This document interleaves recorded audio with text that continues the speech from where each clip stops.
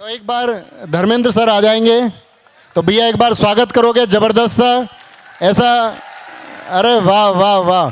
तो भाई दीपक वो माइक उन लोगों के पास पहुंचा दो जिनका कोई भी डाउट हो। Sir welcome.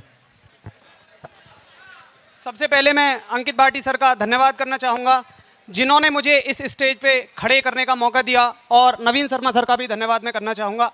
और मैं सभी यहाँ पर संघर्षरत भाई बहनों को हाथ जोड़कर प्रणाम करता हूँ।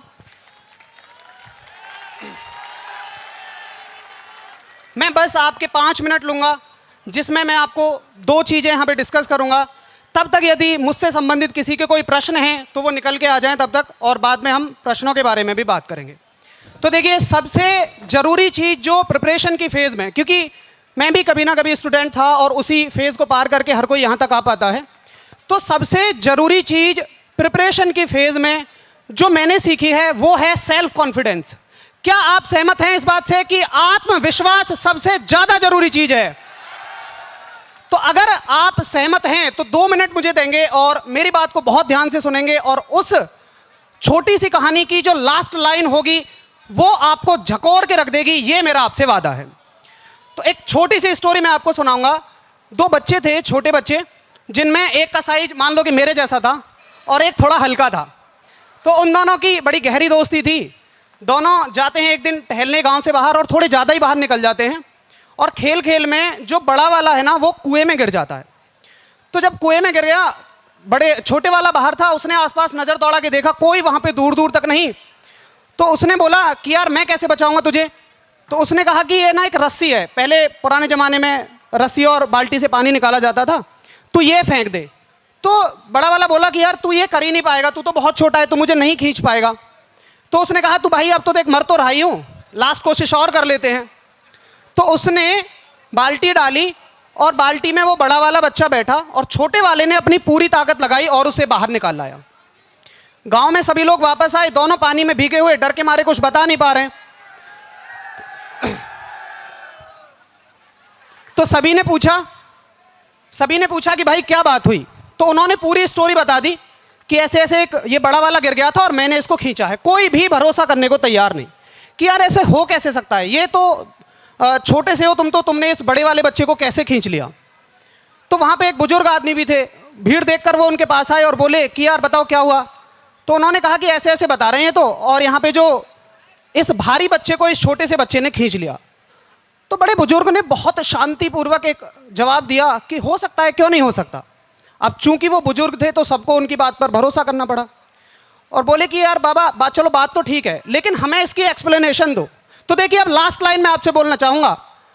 तो बड़े बुजुर्ग ने क्या कहा कि जब ये छोटा बच्चा उस बड़े बच्चे को कुएं में से खींच रहा था तो वहां इसको ये कहने वाला कोई नहीं था कि तू ये नहीं कर सकता,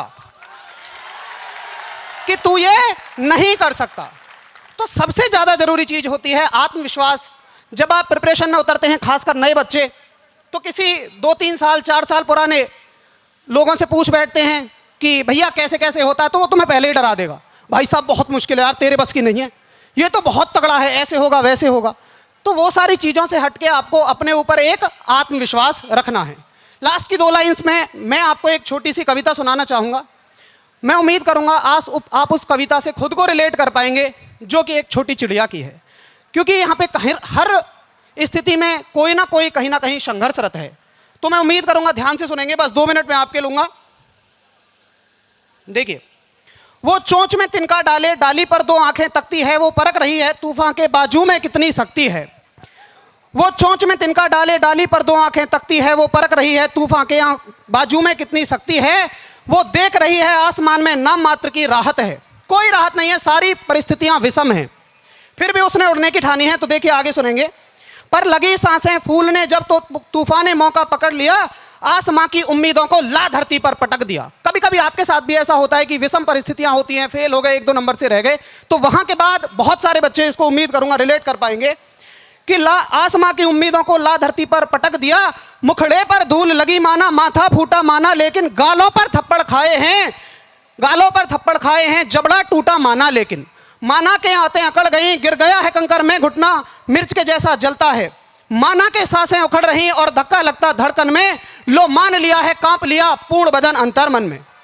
लो मान लिया है, कांप लिया पूर्ण बदर अंतर मन में। लेकिन अब आगे की बात सुनेंगे कि कैसे अपने आप को कैसे संभालती है। झाड़ रही है धूल परों से, रगों में गजब रवानी है, चोट खाने के बावजूद भी गिरने की ललक पुरानी है। मैं आंखों से अंगारे नथुनों से तूफान लाऊंगा, मैं गिर गिर कर भी धरती पर हर रोज खड़ा हो जाऊंगा। मुट्ठी में भींच लिया तारा, तुम नगर में ढोल पिटा दो जी। अंधेरे हों लाख घने, अंधेरों का अनंत नहीं, गिर जाना मेरा अंत नहीं, गिर जाना मेरा अंत नहीं। और लास्ट की लाइन, लास्ट की दो लाइन अगर आप सबको अंदर तक झकोर दें तो तालियों से मैं हतोत्साहन चाहूंगा। केवल लास्ट की 2 लाइन देखेंगे। मैं गलत करूंगा साबित सबको, यहां कोई अरिहंत नहीं, गिर जाना मेरा अंत नहीं, गिर जाना मेरा अंत नहीं।